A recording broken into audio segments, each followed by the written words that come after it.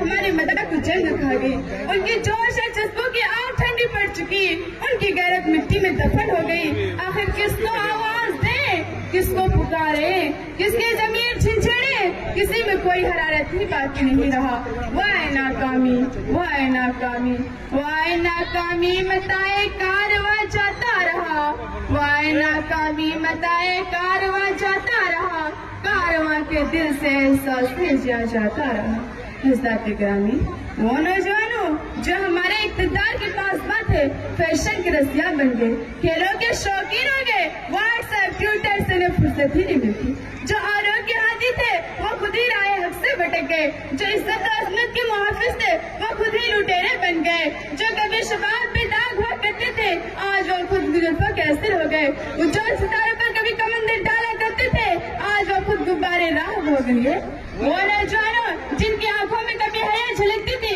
آج وہ فلموں اور ڈراموں کو اپنا ساتھی بنا لیا۔ وہ نوجوانوں جن کی آنکھوں میں کبھی حیا جھلکتی تھی آج وہ فلموں اور ڈراموں سیکس ویڈیوز کو اپنا ہم نوالا وہ ہم پیارا بنا چکے۔ وہ نوجوانوں جن کو کبھی فقیری میں شہنشاہ ہوا کرتی تھی آج وہ مادیت پرستی کے غلام ہو گئے۔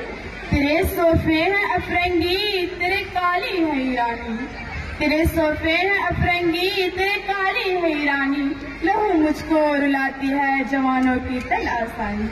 حضرات گرامی، آخر ایسا کیوں ہوا؟ ہماری نوجوان نسل کیوں تباہ ہوئی؟ اس کا جواب یہ ہے کہ ہماری نوجوان نسل نے احکام خداوندی سے منہ موڑ لیا، ارشادات رسول سے انحراف کر لیا، غیروں کی تلقین میں اوندھے مچا گرے، مغربی اوریو کلچر کو اپنے لیے آئیڈیل بنا لیا، مغربی انداز اتوار، مغربی رنگ روپ کو قبول کر لیا، ٹائم پاس کرنے کے لیے فلموں اور ڈراموں کو اپنا ساتھی بنا لیا، جو در حقیقت مغرب کی سازش ہے۔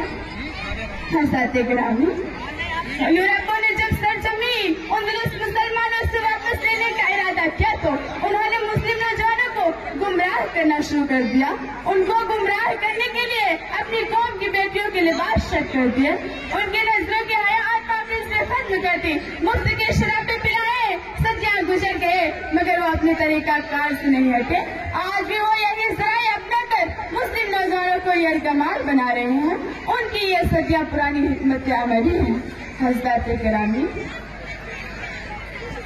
ہماری پوری قوم کٹپٹ ہو چکی، ہمارے حکمران خود گرج اور بددیانت ہو چکے، ہمارے رہنما اختلاف پسند ہو چکے، ہمارے اولی الاعمال صرف اپنے نام اور جھوٹی شان سے مطلب ہے، ہمارے لیڈر بزدل اور مفاد پرست ہو چکے، ہمارے لیڈر صرف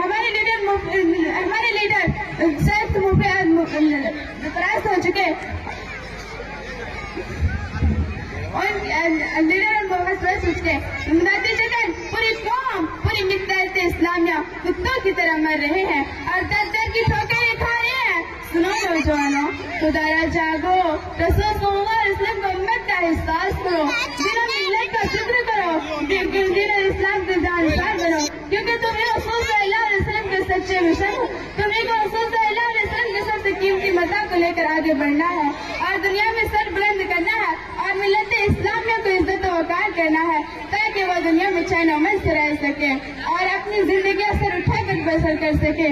یہی تمہاری ذمہ داری ہے۔ آخر میں اس شعر کے ساتھ اجازت چاہتی ہوں۔ سبق پھر پڑھ صداقت کا، عدالت کا، شجاعت کا،